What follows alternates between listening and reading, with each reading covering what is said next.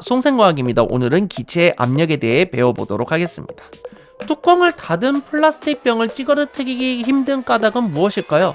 뚜껑을 닫았다는 얘기는 지금 이 안에는 기체가 들어차 있다는 것을 확인할 수가 있겠죠. 플라스틱 병 안 기체 입자가 끊임없이 플라스틱 병에 충돌하면서 압력을 가하기 때문에 그런 겁니다. 우리가 공기를 넣은 튜브를 누르면 손이 밀리는 것도 같은 원리라고 생각할 수가 있겠습니다. 튜브 안에 들어있는 공기 입자가 끊임없이 운동을 하게 되면서 튜브벽에 충돌하는 힘이 가해지기 때문에 우리가 눌러도 반대쪽에서 누르는 힘이 발생하는 것이죠.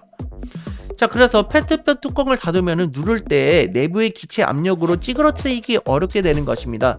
그래서 페트병 뚜껑을 연 다음에 누르게 되면은 내부의 기체 압력이 낮아지기 때문에 쉽게 찌그러뜨릴 수 있다는 것이지요.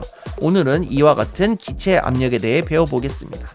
오늘은 기체의 압력을 입자 운동으로 설명할 수 있다가 주요한 목표가 되겠습니다. 같이 한번 살펴보도록 하겠습니다. 기체의 압력은 기체 입자들이 끊임없이 운동하여 일정한 면적의 용기벽에 충돌하여 가하는 힘을 말합니다. 그래서 일정한 면에서 지금 기체 입자들이 이렇게 충돌하는 것을 확인할 수가 있죠. 그래서 이 기체의 압력은 일정한 면적의 기체 입자가 충돌해서 가해지는 힘인데 이거를 두 글자로 줄이면은 기압이라고 부르기도 합니다. 그래서 기운기에 누를 앞자를 쓰는 건데 기체의 압력이라고 생각을 해주시면 되겠습니다.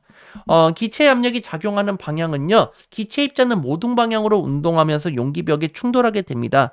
그래서 기체의 압력은 모든 방향으로 작용합니다.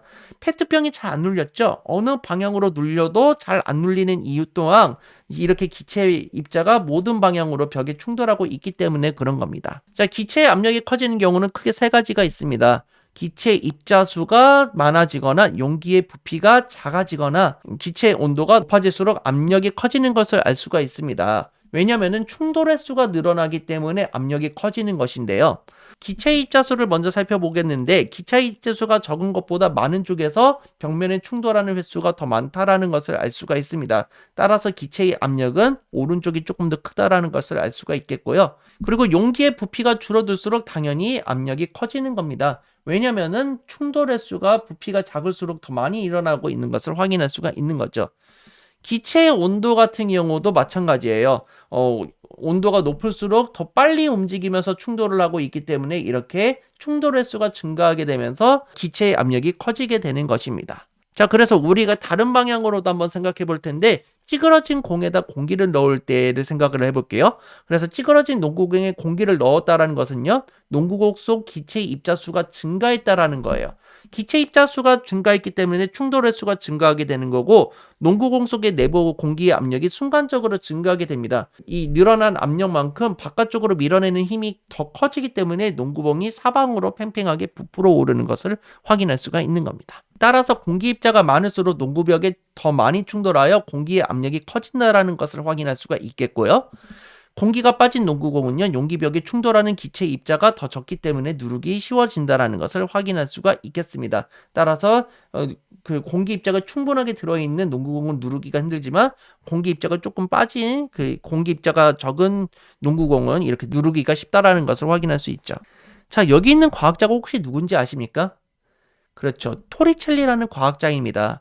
이 토리첼리 같은 경우는요, 수온이 내려오다가 멈추는 원리를 이용해가지고 대기압을 측정하는 실험을 했었습니다. 자, 여기서 대기압은요, 공기의 무게 때문에 생기는 지구의 대기에 의한 압력을 말하고 있습니다. 그래서 지금 수온 바깥쪽에서는 이렇게 대기압이 눌러주고 있기 때문에 수온이 내려오다가 대기압의 힘과 평형을 이루게 될 때 더 이상 움직이지 않게 된다는 것을 알 수 있죠. 이게 1기압일 때 약 76cm 지점에서 멈춘다고 합니다. 우리는 대기에 둘러싸여 있으므로 늘 대기의 압력을 받고 있는데 이 압력을 대기압이라고 하는 것입니다. 그래서 대기압은 공기 입자의 충돌 때문에 나타나고 모든 방향으로 작용합니다. 따라서 여기 보면은 헬륨 풍선이 있는데 이 헬륨 풍선이 안쪽에서 바깥쪽으로 칠 때도 모든 방향으로 치고 있지만 바깥쪽에 있는 이 지구의 대기도 바깥쪽에서 안쪽으로 이렇게 골고루 치는 것을 확인할 수가 있는 겁니다. 모든 방향에서 이렇게 충돌이 일어나고 있는 거예요. 그리고 지표 부근에서의 대기압은 약 1기압이라는 것을 알 수 있습니다. 그래서 방금 전에 우리가 수온으로 실험했을 때는 76cm, 760mm 지점에서 멈추는 것을 확인할 수가 있습니다. 여기 있는 게 바로 대기압이라는 뜻이에요. 그런데 만약에 이거를 물로 실험을 하겠다 그러면 약 10m 정도 되는 높이에서 딱 멈춘다고 생각을 하시면 되겠습니다. 자, 높은 곳으로 올라갈수록 공기 양이 점점 적어지기 때문에 대기압이 점점 작아집니다. 따라서 바깥쪽에서 누르는 힘이 줄어들게 되죠. 그렇기 때문에 여기 이 관 안에 들어있는 수온이 조금 더 많이 내려오는 것을 확인할 수가 있고요. 대기압이 충분하다면 조금밖에 안 내려오는 것을 확인할 수가 있는 겁니다. 그래서 공기가 누르는 힘이 줄어들기 때문에 우리가 과자 봉지를 가지고 산으로 올라갔을 경우에는 이렇게 과자 봉지가 부푸는 것을 확인할 수 있습니다. 왜냐하면은 지상보다 산이 공기가 더 적기 때문에 그렇습니다. 자, 우리가 대기압의 단위를 쓸 땐 보통 기압이라는 단위를 사용하고 있습니다. 1cm 제곱의 면적에 1013g으로 눌리는 힘을 보고 우리는 1기압이라고 하는 건데요. 이걸 파스칼로 바꾸게 되면은 10만 1032파스칼이라고 볼 수가 있겠고요. 헥토파스칼로 바뀌게 되면은 1013.25파스칼, 그리고 수은주 밀리미터로 하게 되면은 760 수은주 밀리미터, 그리고 바는 1.013525 바라고 칭하게 되는 것입니다. 뭐 파운드도 사용하고 있는데 바가 거의 기압하고 거의 비슷하다는 것도 알 수 있고 ATM도 기압하고 비슷한 단위라는 것을 확인해 볼 수도 있겠네요. 자, 그래서 1ATM은 760mm 수은주 그리고 1013 헥토파스칼이라는 것도 한번 눈여겨 보시기 바랍니다. 기체 압력을 이용하는 예를 볼 텐데요. 압축 공기를 이용해서 흙을 제거하거나 안전매트를 이용해서 인명을 구조하는 것 또한 기체의 압력을 이용하는 거라고 볼 수 있겠습니다. 배기가스에서 나오는 기체를 이용해가지고 에어매트의 부피를 확장시켜가지고 기체 압력을 증가시키는 거죠. 그러면서 차를 들어 올리는 것을 확인할 수가 있겠고요. 에어백을 이용해서 큰 부상을 막는 것 또한 기체의 압력을 이용하는 것입니다. 그래서 이 공기의 압력이 워낙 크다 보니까 공기 매트 안에 공기를 넣으면서 기체의 압력을 증가시키면 이렇게 엄청나게 무거운 배도 들어 올릴 수 있다는 것을 확인할 수가 있겠습니다. 자, 그리고 공기를 채워서 혈압을 측정하는 것 또한, 그리고 풍속 놀이틀로 아이들의 무게를 지탱하는 것 또한 기체의 압력을 이용하는 예라는 것을 잘 기억해 두시기 바랍니다. 자, 그러면 지금까지 배운 내용을 가지고 문제를 풀어보도록 하겠습니다. 일정한 면적의 기체 입자가 끊임없이 운동하여 충돌하여 가하는 힘을 보고 우리는 기체의 압력이라고 하였습니다. 다른 용어로는 두 글자로 기압이라는 표현을 사용하기도 합니다. 기체의 압력은 위쪽 방향으로만 작용한다? 아니죠. 기체의 압력은 모든 방향으로 작용한다. 기억해 두시고요. 기체의 압력은 기체 입자가 스스로 운동하기 때문에 나타나는 현상이다? 맞습니다. 기체 입자는요, 멈춰있지 않고 스스로 끊임없이 운동한다는 걸 기억해 두시면 되겠습니다. 자, 그림은 부피가 같은 용기에 들어있는 기체 입자의 운동을 모형으로 나타낸 것이다. 자, 여기 보시면은 그 화살표의 길이도 한번 봐야 될 것 같고 입자의 개수를 봐야 되겠죠.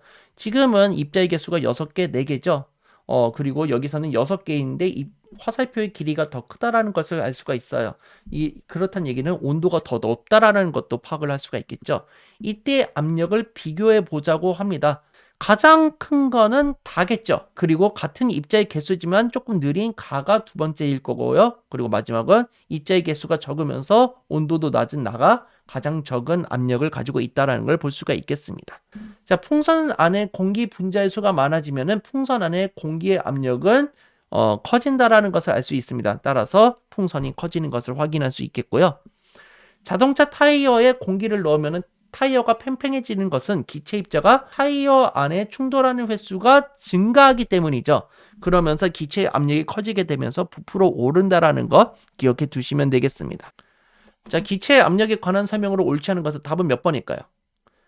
그렇죠. 답은 4번입니다. 기체의 압력이 작용하는 방향에 따라서 크기가 다르면 안 되죠. 똑같다라는 것을 확인할 수가 있겠습니다. 자, 다음의 시간에는 기체 압력에 따른 부피의 변화를 알아보도록 하겠습니다.